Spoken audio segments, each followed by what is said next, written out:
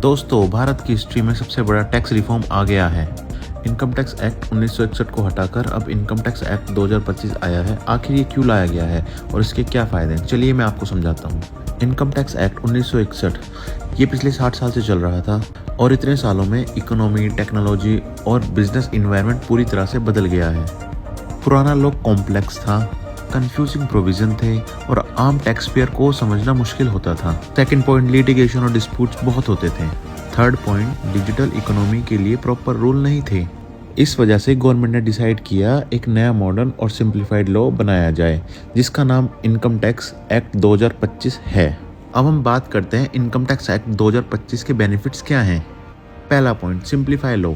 Language easy है, आम आदमी को समझाना सिंपल होगा। सेकंड पॉइंट है डिजिटल फ्रेंडली, जो ऑनलाइन इनकम, स्टार्टअप, फ्रीलांसर और डिजिटल ट्रांजैक्शन के लिए क्लियर प्रोविजन है।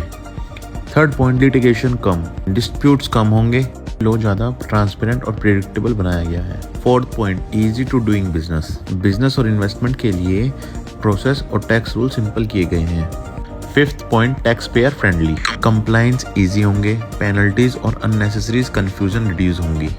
तो दोस्तों, इनकम टैक्स एक्ट 2025 एक मॉडर्न और सिंप्लीफाइड टैक्स सिस्टम लेकर आया है, जो टैक्स पेयर और बिजनेस दोनों के लिए फ़ायदेमंद है। आपको क्या लगता है, ये स्टेप सही है? कमेंट में ज़रूर बताएं।